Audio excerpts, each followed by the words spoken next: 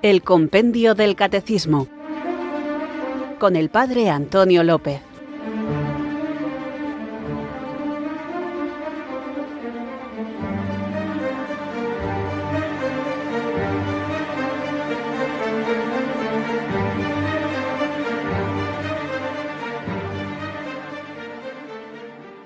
Muy buenas, amantes, apasionados, buscadores de la verdad, recibid mi abrazo del Padre Antonio López desde Irurzun, en Navarra, los que queréis profundizar en el conocimiento de la fe, madurarla, enraizarla en la vida e irradiarla en el testimonio.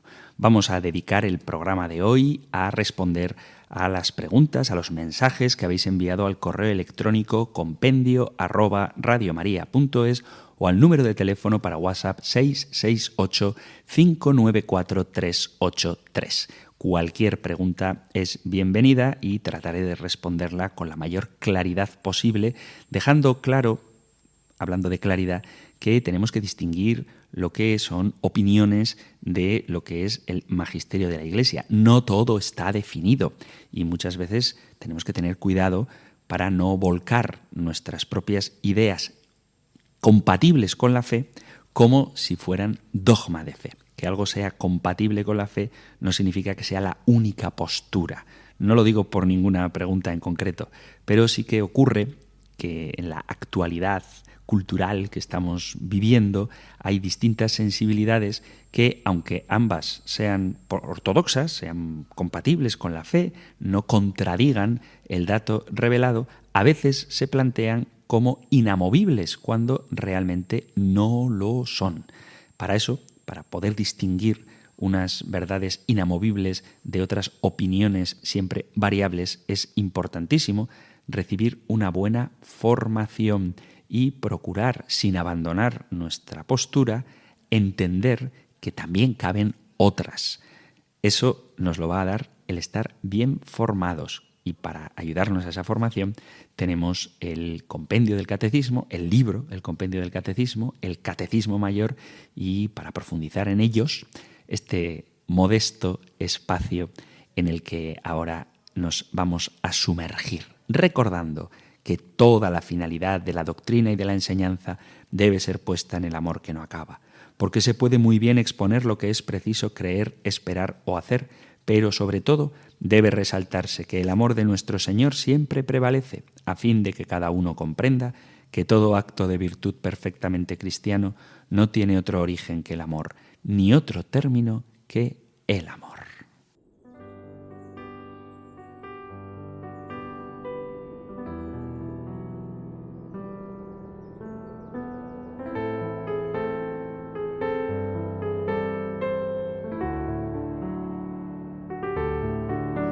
Si yo hablase lenguas humanas o angélicas, mas no tengo amor, vengo a ser como metal que resuena o címbalo que retiñe. Si tuviese profecía y entendiese los misterios, toda ciencia, si tuviese la fe de tal manera que trasladase los montes, mas no tengo amor, nada soy. Si repartiese todos mis bienes para dar de comer a los pobres, y si entregase mi cuerpo para ser quemado, mas no tengo amor, de nada me sirve el amor. Es sufrido, es benigno, no tiene envidia, no es jactancioso, no se envanece, no es egoísta, no es rencoroso, mas se goza de la verdad. Todo lo sufre, todo lo cree, todo lo espera, todo soporta. El amor nunca deja de ser.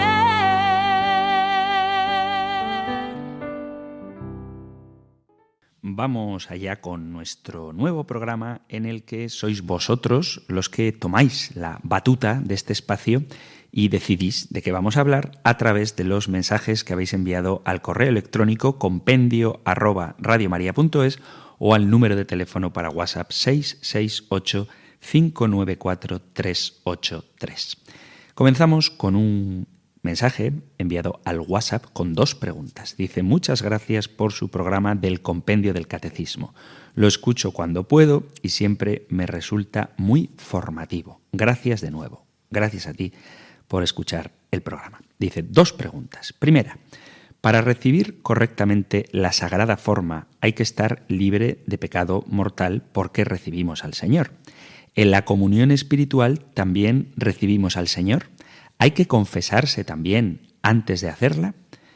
Respondo a esta y luego vamos con la siguiente, que es de un tema distinto. Hablemos de la comunión espiritual. La comunión espiritual es el piadoso deseo de recibir la Sagrada Eucaristía cuando no se puede recibir sacramentalmente. Es un acto de fe que se manifiesta en un intenso deseo de recibir a Jesús en nuestro corazón. Este deseo contribuye a avivar en nosotros la sed de Dios y nos dispone a recibirlo.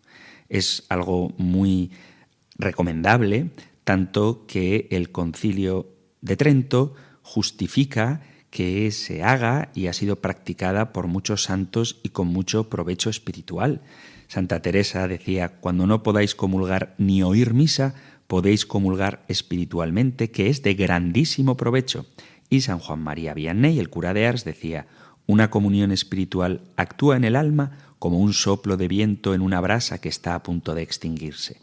Cada vez que sientas que tu amor por Dios se está enfriando, rápidamente haz una comunión espiritual. El primer interesado en nuestra unión con Dios es Dios mismo.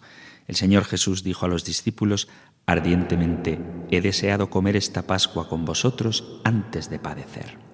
Jesús se nos da como alimento espiritual y al recibirle con fe y amor transforma nuestro ser, nuestra manera de pensar, de sentir y de actuar.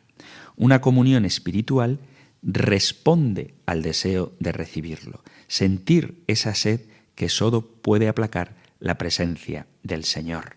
Dice el Salmo 27: oigo en mi corazón, buscad mi rostro, tu rostro buscaré, Señor, no me escondas tu rostro. Tenemos que reconocernos necesitados de Dios, de su luz y de su consuelo. El amor es una fuerza unitiva que lleva al amado a estar y gozar con la persona amada. Así es como en cada comunión espiritual le decimos a Jesús que deseamos estar con Él, que lo amamos, que le necesitamos y que confiamos en Él. Aunque no estemos recibiendo al Señor sacramentalmente, físicamente, le podemos recibir espiritualmente. ¿Cómo se hace? Hay que ponerse en presencia de Cristo y avivar el deseo de estar con Él, porque le amo y le necesito. Si es el entorno, por ejemplo, de una misa que ves por la televisión, debes hacerlo, como es lógico, en el momento de la distribución de la comunión. Y lo que hago es decir expresamente que desearía de todo corazón recibirle eucarísticamente, sacramentalmente, pero ahora no puedo hacerlo y le pido que venga espiritualmente a mi corazón. San Alfonso María de Ligorio compuso una oración con este fin, que es quizá la más conocida. Creo, Jesús mío, que estás en el Santísimo Sacramento. Te amo sobre todas las cosas y deseo recibirte en mi alma. Ya que ahora no puedo hacerlo sacramentalmente, ven al menos espiritualmente a mi corazón. Y ahora, como si ya te hubiese recibido, te abrazo y me uno todo a ti. No permitas, Señor, que jamás me separe de ti. Esta es una fórmula, puede haber otras. Hay que prolongar este momento haciendo un acto de fe, confiando en que espiritualmente Jesús está dentro de mí. Me uno a Jesucristo por la fe para que mi vida sea una ofrenda agradable a Dios y me gozo en su presencia y su compañía, dándole gracias por este momento de intimidad.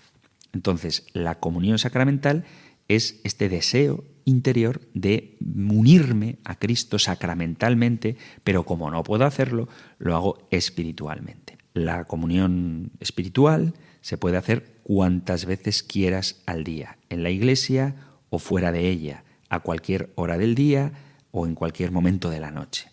Los que no comulgan sacramentalmente deberían al menos espiritualmente hacer esta comunión cuando ven la misa por la tele o la oyen por Radio María. El momento más oportuno, insisto, es cuando el sacerdote está comulgando o cuando van a comulgar los fieles. Y con respecto a la pregunta de si estando en pecado mortal se puede recibir la comunión espiritual, la respuesta es en principio no. Ahora diré por qué. Si quieres hacerlo, tienes primero que realizar un acto de contrición para recibir el fruto de la comunión espiritual. ¿Por qué digo yo que no se puede recibir la comunión espiritual si la razón por la que no vas a comulgar sacramentalmente es porque estás en pecado? Porque quien está en gracia de Dios es el que puede recibir a Cristo sacramentalmente. Pues eso, si estás en el hospital o estás fuera de tu casa o estás en una adoración eucarística en la que no hay misa, pero te quieres unir personalmente a Cristo, puedes hacer la comunión espiritual. Se pueden utilizar varias fórmulas, la más conocida, la de San Alfonso María de Ligorio, pero hay otras. No obstante, dejando claro que la comunión espiritual no es igual que la comunión sacramental. No se puede decir que son equivalentes. Sin embargo, para ambas dos es preciso estar en gracia. El deseo de comunión no equivale a la comunión sacramental, sobre todo si alguien no está en gracia de Dios. Sin embargo, hay un elemento muy positivo en la fórmula de la comunión espiritual, que todos los fieles están invitados a vivir, a saber que ese deseo expresa que alguien no está de acuerdo con su situación de pecado y que quisiera estar en comunión con Dios. Deberíamos, los que nos encargamos a la enseñanza, tanto sacerdotes como catequistas, recordar de vez en cuando que la comunión espiritual no corresponde a la comunión sacramental y que en ambos casos su eficacia se debe a que alguien está en gracia de Dios. Ojo, que esto no excluye que alguien exprese su deseo de poner en orden su vida y lo exprese manifestando el deseo de estar en comunión con Dios. Es otro modo de manifestar que alguien quiere convertirse, que no está de acuerdo con la situación de vida en la que se encuentra. Incluso puede darse el caso de que alguien sinceramente exprese el deseo de la Santa Comunión y lo haga con la fórmula de la comunión espiritual y que en ese momento el fiel se sienta profunda y sinceramente arrepentido, mostrando la sinceridad de ese arrepentimiento con el deseo de acudir a la confesión sacramental lo antes posible. No obstante, la comunión espiritual tiene que ver con aquellos que no pueden comulgar sacramentalmente, no por razones morales, o sea, no por estar en pecado, sino por cuestiones físicas, pues que no hay formas, o que no se puede ir a misa, o que estás enfermo y no puedes comulgar porque no debes ingerir nada, o también por razones canónicas, como por ejemplo que ya hayas comulgado 2 días en la misma jornada. ¿Cualquier católico puede entonces hacer la comunión espiritual? Pues no. No. ¿Por qué? Porque si estás en una situación de pecado mortal, no debes hacer la comunión espiritual. Una cosa es desear la Eucaristía y pedir y anhelar poder en algún momento hacer una comunión espiritual o sacramental, y otra cosa distinta es que si no puedes acceder a la comunión sacramental porque estás en situación de pecado, por esa misma situación no vas a recibir los frutos de la comunión espiritual. Hace falta una condición moral del alma, la cual es fundamentalmente vivir en gracia. ¿Por qué? Porque el pecado mortal es esencialmente una ruptura de la comunión con Dios. Si estás en pecado mortal, no estás en comunión con Dios. Por lo tanto, no puedes recibir la comunión sacramental. Dice el apóstol San Juan: si decimos que estamos en comunión con Él y caminamos en tinieblas, mentimos y no obramos la verdad. Primera carta de Juan, capítulo 1, versículo 6. Caminar en tinieblas es estar en pecado mortal. Y también dice, un poco más adelante, Primera de Juan, capítulo 3, versículo 6, todo el que peca no le ha visto ni conocido. El pecado es poner un obstáculo en el trato con Dios. De hecho, San Pablo habla del pecado como enemistad en la carta a los romanos. De ahí que quien está en situación de pecado no puede hacer una verdadera comunión espiritual. Sí que puede hacer actos de deseo que no producen la unión con Dios, ni siquiera espiritual, porque el pecado lo que hace es romper la comunión con Dios. Para producir una unión espiritual debe previamente borrar el pecado por un acto verdadero de contrición, una verdadera caridad perfecta. Y esto es lo que daría la absolución del pecado, en caso de que no pueda haber una confesión sacramental. Por lo tanto, no basta simplemente con la disposición de aborrecer el pecado, sino que tiene que haber una disposición, una situación actual de no estar en pecado. Los que están en pecado mortal, entonces, deben hacer un acto previo de contrición si quieren recibir el fruto de la comunión espiritual, porque de lo contrario no servirá para nada. Dicho de otra manera, la situación de pecado es romper la comunión con Dios. Si estás en una situación de ruptura de la comunión con Dios, no puedes hacer una comunión, ni siquiera espiritual, salvo, repito, un acto de contrición perfecto, previo a ese acto de comunión espiritual. Continúo con la misma persona, con el mismo mensaje, con la misma oyente. Dice: debido a que el mundo está cada vez más secularizado, temo que cuando yo fallezca no haya a mi alrededor nadie con fe capaz de encargar 30 misas gregorianas por la salud de mi alma, aunque hago saber este deseo mío siempre que se presenta la ocasión. ¿Se puede encargar y dejar pagadas en vida, advirtiendo, por supuesto, que es para aplicármelas cuando fallezca?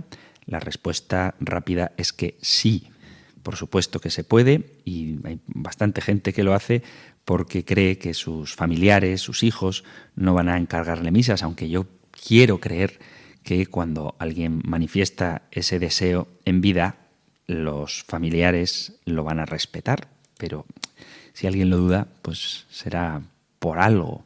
Los sacerdotes podemos ofrecer misas cada día por intenciones particulares, tanto por vivos como por la salvación eterna de los difuntos. Hay que recordar que en cada celebración eucarística se actualiza sacramentalmente el sacrificio de Cristo en la cruz, su muerte y su resurrección, y que en el Espíritu Santo se ofrece Cristo al Padre por la salvación del mundo. Y por lo tanto, todo cristiano puede encargar al sacerdote que aplique la misa por una determinada intención particular. Y es muy fácil de hacer. Basta con acercarse a la sacristía y hablar con el sacerdote o el sacristán y hacer el encargo. Por lo tanto, se puede aplicar la misa por los vivos. Se puede pedir al Señor por cualquier necesidad propia o ajena. También se puede y se debe aplicar la misa en acción de gracias a Dios por los beneficios que de Él recibimos. Además, hay quienes, al encargar una intención de misa, lo hacen queriendo que se tenga en cuenta la intercesión de la Santísima Virgen María en alguna de sus advocaciones o la intercesión de algún santo a quien se le tiene particular devoción. Además, se puede aplicar la misa por los difuntos. Pueden necesitar nuestra ayuda si al morir necesitan de purificación antes de poder entrar en la visión de Dios.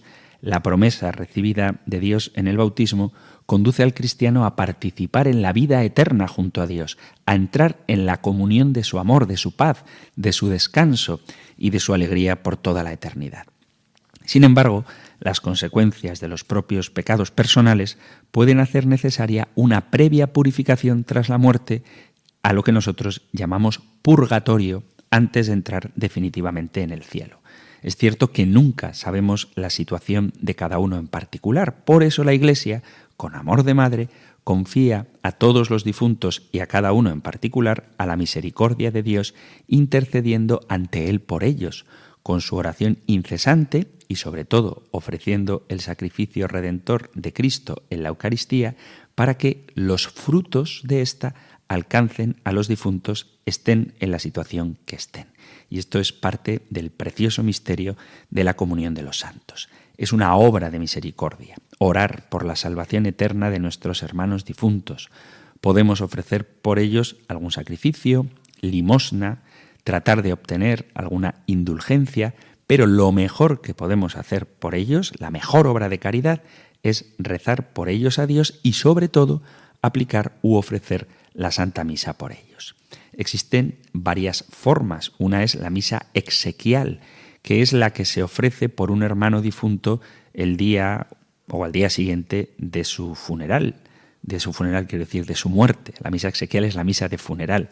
A veces se hace en el tanatorio, en el que ha tenido lugar el velatorio, y van los sacerdotes, pero lo bonito, lo ideal, lo perfecto, es hacerlo en la propia parroquia, en el seno de la comunidad donde nacemos a la vida eterna el día de nuestro bautismo. Es en la parroquia donde desarrollamos nuestra vida sacramental, el lugar donde celebramos la fe, donde Dios nos acompaña en nuestra cotidianidad con su misteriosa y amorosa presencia. Y así también la parroquia debería ser el lugar donde se nos despida y se nos confíe a la misericordia de Dios en la celebración de las exequias. Toda parroquia debería estar disponible para celebrar el entierro de sus feligreses. Además de la misa exequial, que es la misa que se celebra en el día siguiente al fallecimiento del difunto, estaría la misa de funeral, que es una misa que se hace por cada difunto, normalmente en torno a los 8 o 9 días de su fallecimiento, que lo suele encargar la familia o ha dejado encargado el propio difunto, obviamente, antes de morir. Suele ser el novenario, le llaman, por lo menos aquí, en mi tierra. Y luego estaría la misa gregoriana, que es lo que menciona la oyente en su mensaje. Se trata de una importante, hermosa y antiquísima tradición que surge a partir del Papa San Gregorio Magno, de ahí el nombre de gregoriana. Él narra en una obra suya, titulada Diálogos, cómo encargó misas por la salvación eterna de un monje difunto y tras celebrar la número 30 tuvo la visión de que su alma salía liberada del purgatorio hacia el cielo. Esa tradición consiste, por tanto, en aplicar 30 misas por un difunto que se celebran en días sucesivos y sin interrupción. Las familias suelen ser las que encargan las misas gregorianas no mucho tiempo después del fallecimiento de su familiar y duran 30 días consecutivos ininterrumpidamente. También existen las misas de aniversario, que es como una misa funeral que se suele hacer en el aniversario del fallecimiento del difunto. Las familias suelen acordarse de encargarla. Y también hay quien encarga misas mensuales fijas, que es una forma muy cómoda para asegurar que se aplique la misa de forma habitual por uno o varios difuntos. Hay muchas familias que lo hacen así, es verdad que cada vez menos, pero al encargar una misa mensual se despreocupan de estar pendientes de hacer el encargo en cada ocasión. Se trata de encargar que se aplique la misa por uno o varios difuntos un día fijo de cada mes, normalmente el día en que falleció el pariente. Y ya en la parroquia, el propio sacerdote o el sacristán se responsabiliza de que ese día, de manera fija, todos los meses, se aplique la misa por la intercesión encargada sin necesidad de que la familia tenga que recordarlo mes a mes. También se puede encargar la aplicación de una misa mensual o fija con intención para los vivos, por una necesidad o en acción de gracias.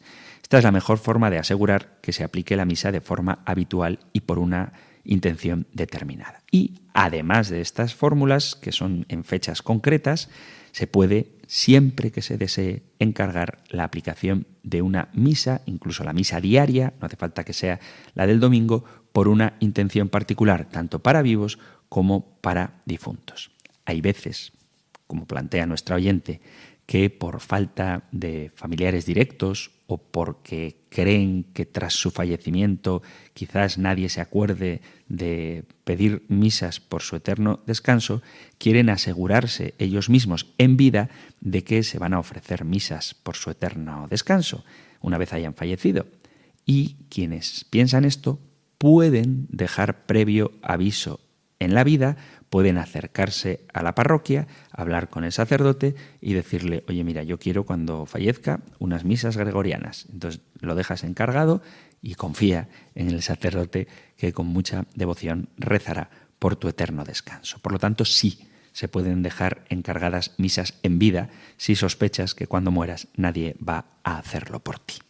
Continuamos en nuestro programa hoy dedicado a la participación de los oyentes y vamos con un mensaje, esta vez de correo electrónico, enviado a compendio@radiomaria.es. Dice: buenas tardes, Padre Antonio López. Estoy escuchando todos los programas. Este tema de la providencia me gusta mucho. Mi pregunta es, si yo quiero actuar según mi libertad y siguiendo la voluntad de Dios según sus mandamientos, pero no me dejan las personas que me rodean, porque también imponen su libertad y su libre albedrío, ¿cómo sé qué debo hacer?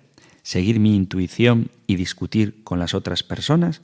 ¿O no hacer nada y pensar que esa es la voluntad de Dios, que no haga nada para evitar discutir? Pues si Dios no me ayuda, será porque debe ser así. Este comportamiento me amarga la vida y me siento encarcelada en una jaula.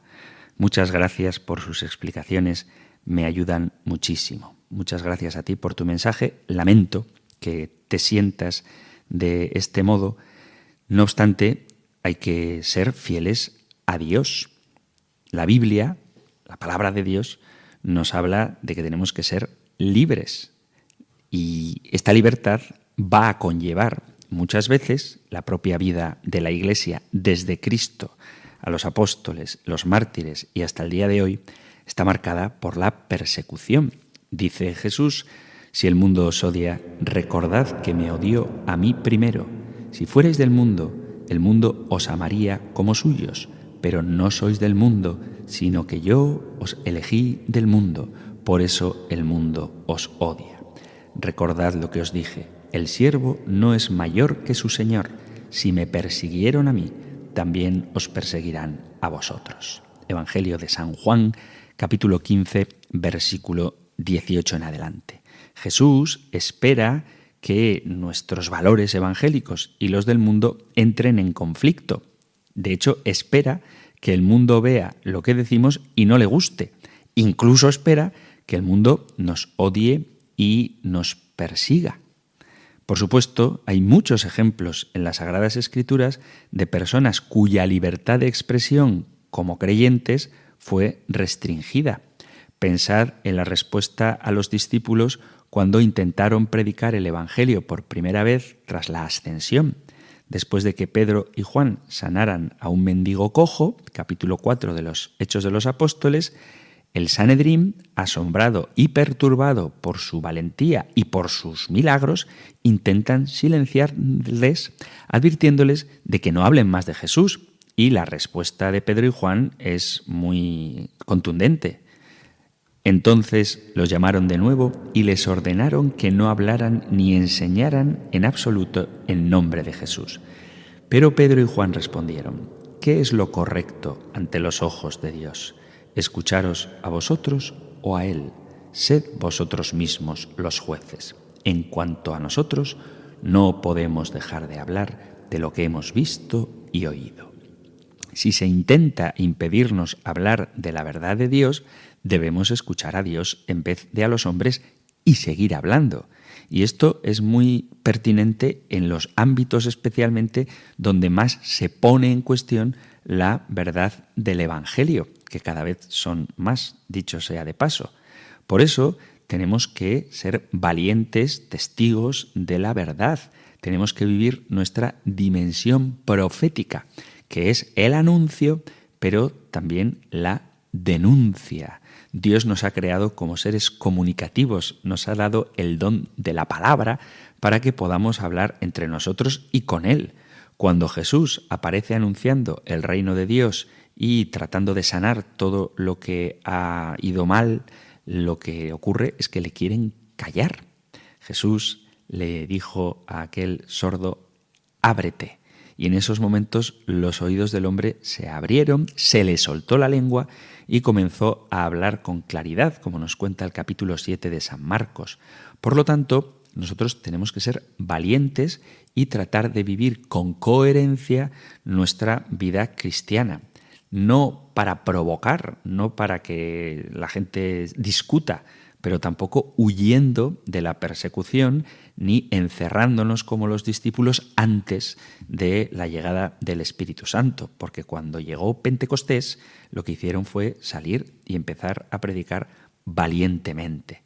Por lo tanto, no creo que debas prohibir a nadie que viva como quiera, aunque sí puedes exhortarle a que se convierta, ni tampoco debes dejarte para que nadie te impida vivir según tu opción religiosa, según tu adhesión a Jesucristo en la verdad del Evangelio. La propia Constitución española habla de la libertad religiosa y nadie puede quitártela desde el punto de vista legal. Luego habrá, por supuesto, los grupos de presión, pero lo que dice el artículo 16 de la Constitución española es: se garantiza la libertad ideológica, religiosa y de culto de los individuos y las comunidades sin más limitación en sus manifestaciones que la necesaria para el mantenimiento del orden público protegido por la ley. Nadie podrá ser obligado a declarar sobre su ideología, religión o creencias. Entonces, si tú quieres vivir en la voluntad de Dios, no creo que nadie te prohíba ir a misa. Si no quieren acompañarte, que no te acompañen. Si alguien te ve rezar y te pregunta por qué lo haces, tú puedes aprovechar para darle una explicación de tu oración. Pero en ningún caso debes dejar de ser luz del mundo y sal de la tierra porque a los ojos acostumbrados a la oscuridad les duela la claridad de tu vida. No solamente no debes ocultarte, sino antes bien debes iluminar, porque, repito, las palabras de Jesús: vosotros sois luz del mundo y sal de la tierra. Hacemos una breve pausa musical y continuamos con nuestro programa, hoy respondiendo a las preguntas de los oyentes.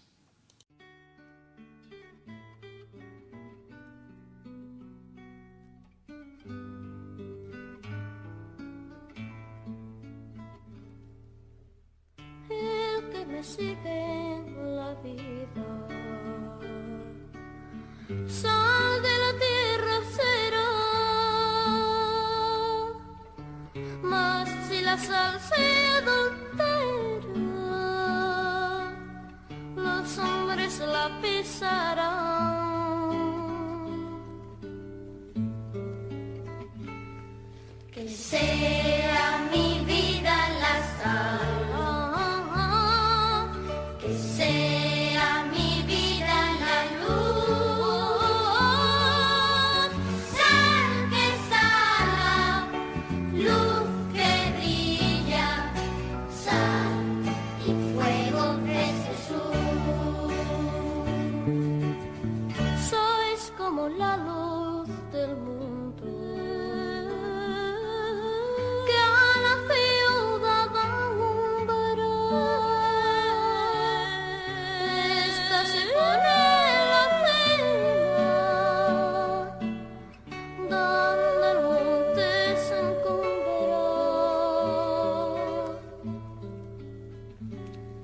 Que sea mi vida la sal, que sea mi vida la luz, sal que sala, luz que brilla, sal y fuego es Jesús. Que brilla si vuestra luz ante los hombres del mundo, que palpen las buenas obras de lo externo a lo profundo.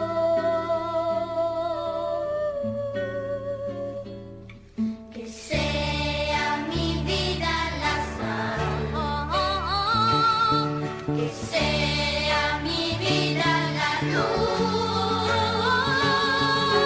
sal que sala, luz que brilla, sal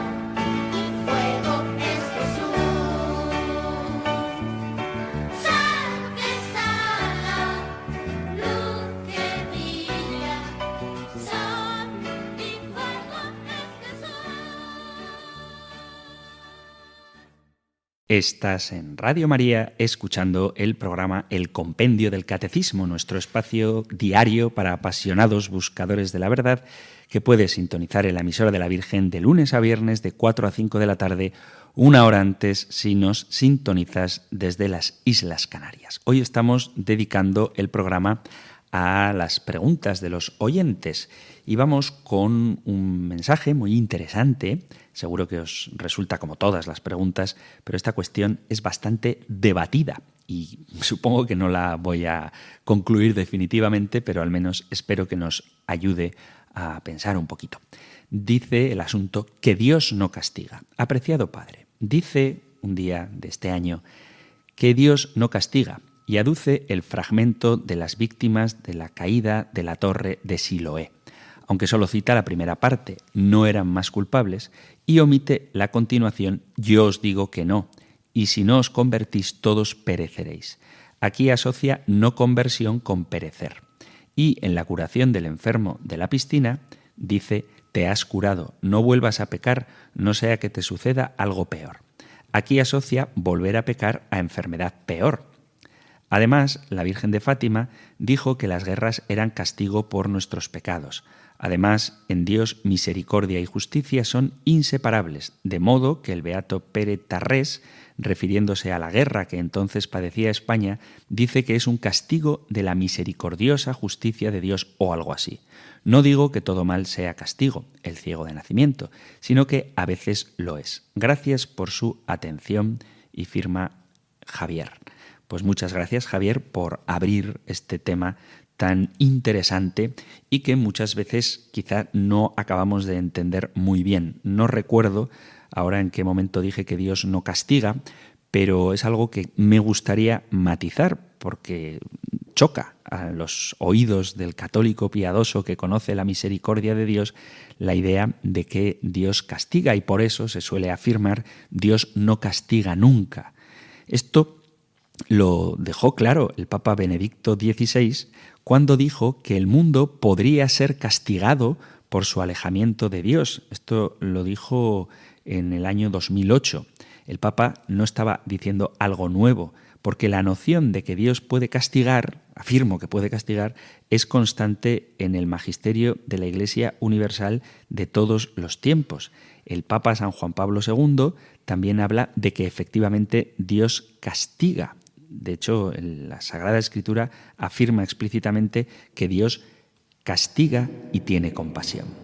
Por eso me parece interesante profundizar en este tema para que entendamos bien lo que significa la palabra castigo y cómo esto se puede aplicar a la acción de un Dios bondadoso. Para entenderlo bien, clarifiquemos la terminología. Las cuestiones terminológicas son importantes, aunque la cuestión de fondo sea más importante. Por eso hay que tener una terminología adecuada que establezca los límites de lo que estamos hablando. Por lo tanto, la palabra castigo hay que distinguirla de lo que es el castigo y de lo que otros entienden por castigo. Por ejemplo, cuando yo digo Dios no castiga, estoy queriendo decir que el corazón de Dios sabe que Dios no castiga. Es decir, Dios es un padre bueno y como bueno no castiga, corrige. Este es quizás el matiz que muchas veces nos hace difícil aceptar, incluso quizás a mí mismo, la idea de que Dios castigue. Es imposible que Dios castigue porque el castigo viene del odio y en Dios no hay lugar para el odio. En cambio, la corrección viene del amor. Dios, que es nuestro Padre, anhela nuestra edificación y por eso nos corrige, pero no nos castiga. No es verdad, y esto es algo que debe quedar muy claro, que castigo esté vinculado con el odio, ni en lo referente al significado de la palabra, ni desde luego en lo referente a lo que dice la Sagrada Escritura sobre el castigo de Dios, ni tampoco lo que enseña la Iglesia. Lo que dice el diccionario como castigo tiene varias acepciones, os las leo todas, de la palabra castigo. Pena que se impone a quien ha cometido un delito o falta. Enmienda, corrección de una obra o de un escrito. En Chile, acción y efecto de castigar, y pone aminorar gastos. Reprensión, aviso, consejo, amonestación o corrección. ejemplo, advertencia, enseñanza. Y luego también tiene la acepción de ser algo penoso o arduo. Eso con respecto a castigo. Y el verbo castigar, ejecutar algún castigo en un culpado, mortificar y afligir, estimular con el látigo o con las espuelas a una cabalgadura para que acelere la marcha, escarmentar, corregir o enmendar una obra o un escrito, aminorar gastos, enamorar por puro pasatiempo o jactancia, advertir, prevenir, enseñar, enmendarse, corregirse, abstenerse. Fijaos que ninguna de estas definiciones vincula castigo con el odio. En algunos contextos el castigo es sinónimo de corrección. El problema está que a veces contraponemos el castigo a la corrección y por eso mucha gente dice Dios no castiga, corrige. Esto tiene sentido cuando lo entendemos así. Es verdad que Dios no castiga porque Él es amor y en Él no hay odio, pero es que el significado de la palabra castigo no tiene nada que ver con el odio. El error que cometemos a veces, y yo repito que me puedo dejar llevar por ello, es que tenemos una mala comprensión del término. Y además, en el fondo, y esto es más grave y espero no incurrir en ello, es que hay una negación frontal de la justicia divina poniéndola como algo incompatible con su misericordia. Tanto el Antiguo como el Nuevo Testamento recogen la idea del castigo divino, pero hay que distinguir entre el castigo temporal, cuyo carácter es medicinal y busca la corrección del pecador para que se convierta y se salve, y el castigo eterno, que es parte de la justicia divina como retribución al rechazo definitivo del amor de Dios. Que hay un castigo eterno impartido por Dios es algo que no se puede poner en duda si tomamos en serio la palabra de Dios y el magisterio de la Iglesia. Jesucristo habla claramente respecto a los que se condenan. Evangelio de San Mateo, capítulo 25, versículo 46. E irán estos a un castigo eterno y los justos a una vida eterna. Alguno dirá que no es Dios quien castiga, sino la persona que se castiga a sí misma, pero eso también es incorrecto. La persona efectivamente elige su destino eterno en base a sus propias decisiones, pero es Dios quien como supremo legislador dicta la sentencia y establece la pena. Dice la carta a los Romanos capítulo 2 versículo 5.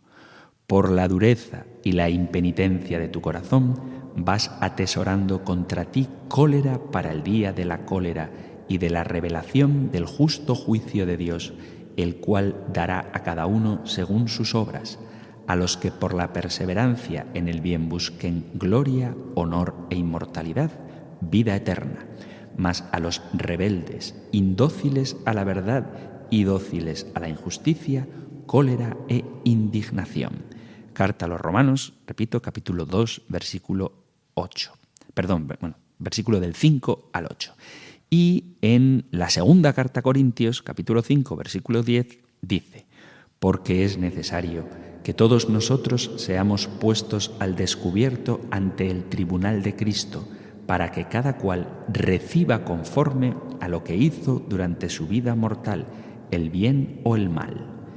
Y la carta a los Hebreos, capítulo 10, versículo 30, pues conocemos al que dijo: mía es la venganza, yo daré lo merecido. Y también el Señor juzgará a su pueblo. Y San Pablo, en la segunda carta a Tesalonicenses, dice: en medio de una llama de fuego, y tome venganza de los que no conocen a Dios y de los que no obedecen al Evangelio de nuestro Señor Jesús. Esto con respecto al castigo eterno. Y la Biblia también habla de castigo temporal como un remedio medicinal para purificar al pecador e invitarle a la conversión. De hecho, la propia Iglesia, en su disciplina, tiene la excomunión, que castiga con carácter misericordioso y medicinal, excluyendo de la comunión eclesial a aquellos cuyas faltas lo ameritan para que se conviertan. Esto lo encontramos también en la Sagrada Escritura, en la carta a los Corintios, en la primera, donde San Pablo castiga con la excomunión a uno de los miembros de la Iglesia que vivía en adulterio. Dice: se oye hablar de inmoralidad entre vosotros, y una inmoralidad tal que no se da ni entre los gentiles, hasta el punto de que uno de vosotros vive con la mujer de su padre. Pues bien, yo por mi parte, corporalmente ausente pero presente en espíritu, he juzgado ya, como si me hallara presente, al que así obró. Que en nombre del Señor Jesús, reunidos vosotros y mi espíritu, con el poder de Jesús, Señor nuestro, sea entregado ese individuo a Satanás para destrucción de la carne, a fin que el espíritu se salve en el día del Señor. Primera carta a Corintios, capítulo 5, versículo a partir del 2.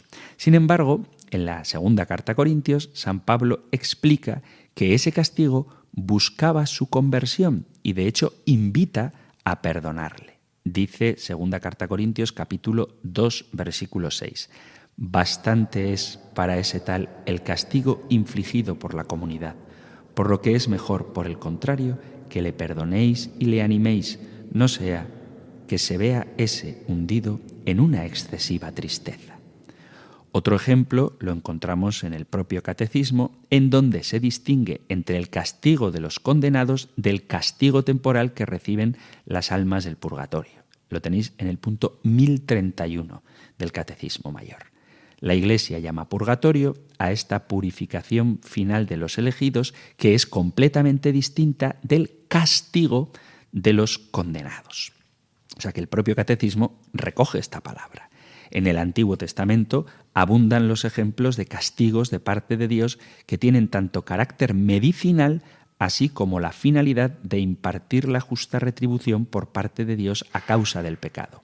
Entre ellos podemos mencionar, muy conocida, la destrucción de Sodoma y Gomorra, el diluvio, la amenaza de la destrucción de Nínive, las plagas de Egipto, el castigo de David por su adulterio, etc. El Nuevo Testamento también recoge esto. San Pablo, por ejemplo, habla de cómo aquellos que recibían indignamente la Eucaristía eran castigados con enfermedades e incluso con la muerte. Dice la primera carta a Corintios, capítulo 11, versículo 29. Pues quien come y bebe sin discernir el cuerpo, come y bebe su propio castigo. Por eso hay entre vosotros muchos enfermos y muchos débiles, y mueren no pocos. Se menciona también el castigo de Herodes por no haber reconocido la gloria de Dios, quedando enfermo hasta morir. Hechos de los Apóstoles, capítulo 12, versículo 21. El día convenido, Herodes, vestido con túnicas reales y sentado en su estrado, los arengaba, mientras el pueblo aclamaba: voz de Dios, no de hombre. De improviso hirió el ángel del Señor por no haber reconocido la gloria de Dios y murió comido de gusanos.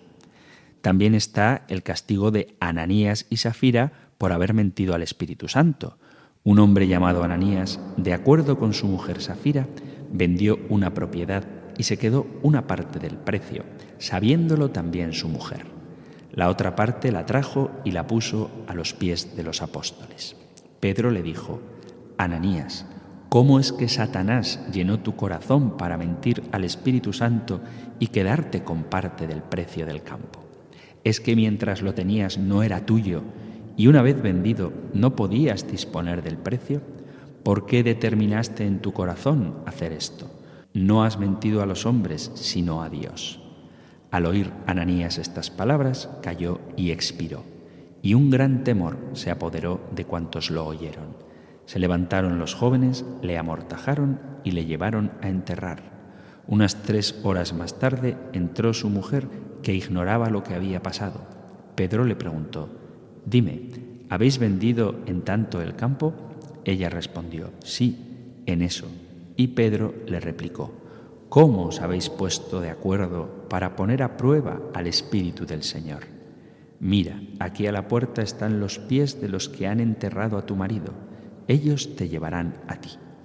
Al instante ella cayó a sus pies y expiró. Entrando los jóvenes, la hallaron muerta y la llevaron a enterrar junto a su marido. Hechos de los Apóstoles, capítulo 5, versículos del 1 al 10.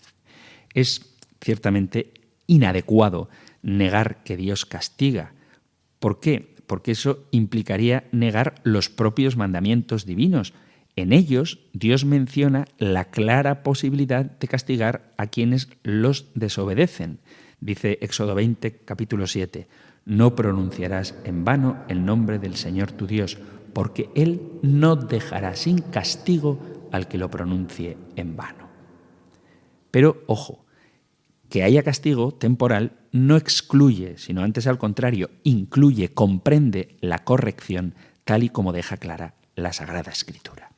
Por ejemplo, dice el Salmo 39, «Castigando la culpa educas al hombre y roes como polilla sus tesoros.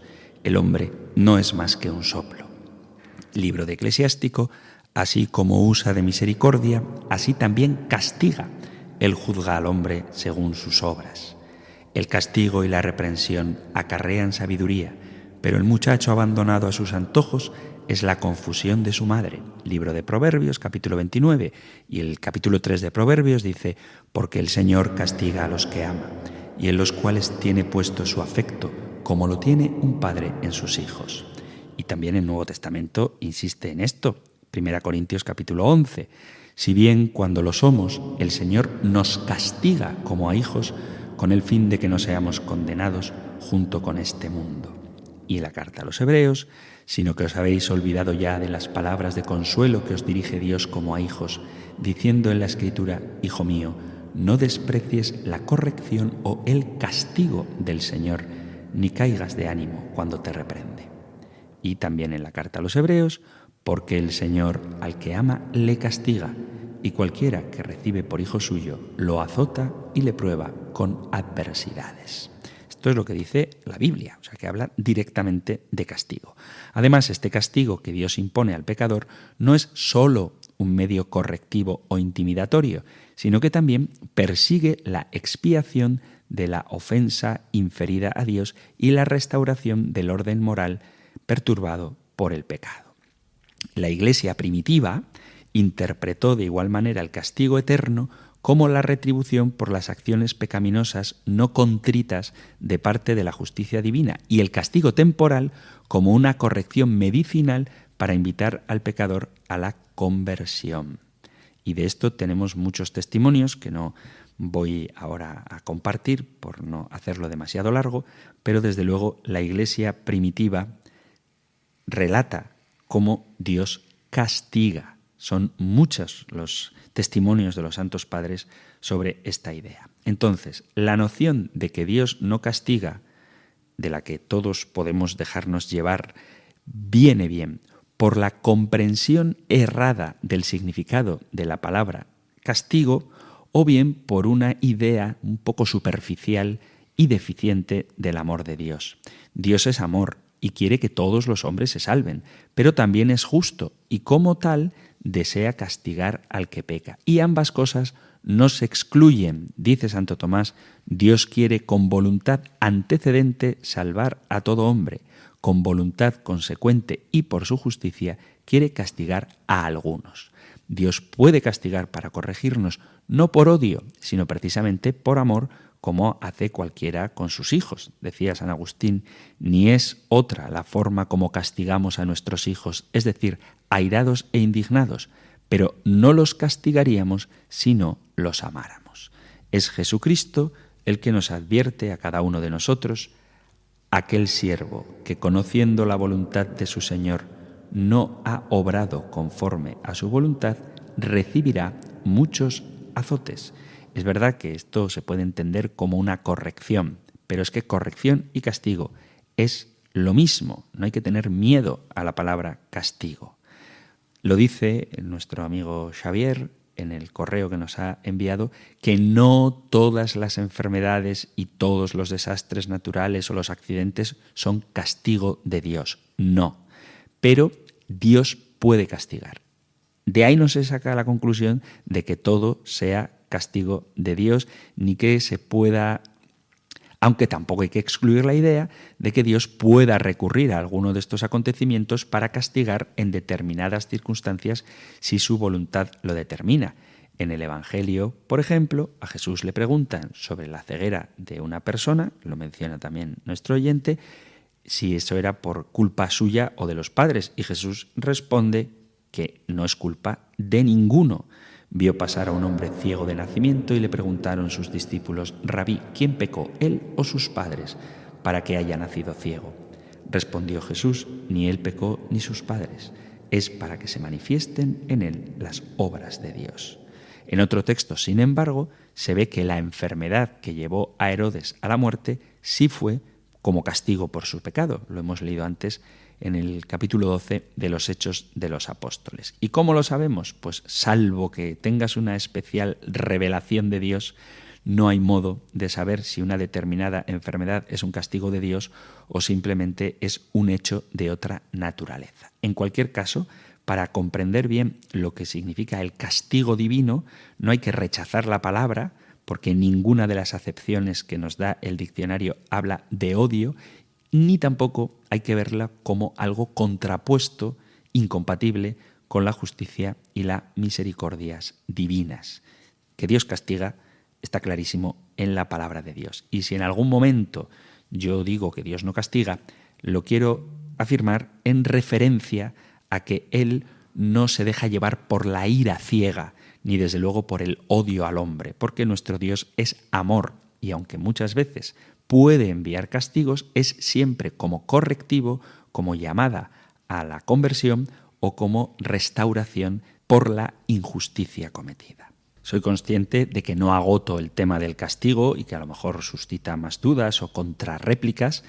No obstante, quiero agradecer al oyente que me ha hecho darme cuenta de que dije que Dios no castiga, pero yo lo decía en esa mala comprensión de la palabra castigo. Dejamos aquí el programa de hoy. Si queréis ahondar sobre este tema o sobre otros de los que propone la enseñanza de nuestra Santa Madre la Iglesia, sabéis que tenéis a vuestra disposición para preguntas, comentarios, testimonios, lo que queráis, compartir el correo electrónico compendio@radiomaria.es o el número de teléfono para WhatsApp 668-594-383, 668-594-383 o compendio@radiomaria.es. Terminamos recibiendo la bendición del Señor. El Señor te bendiga y te guarde, el Señor ilumine su rostro sobre ti y te conceda su favor, el Señor te muestre su rostro y te conceda la paz. Pidiendo a Dios Padre la plenitud del Espíritu Santo y de la mano de María, Madre del Hijo, os emplazo hasta un nuevo programa del Compendio del Catecismo. Un fuerte abrazo, muchísimas gracias y que Dios os bendiga.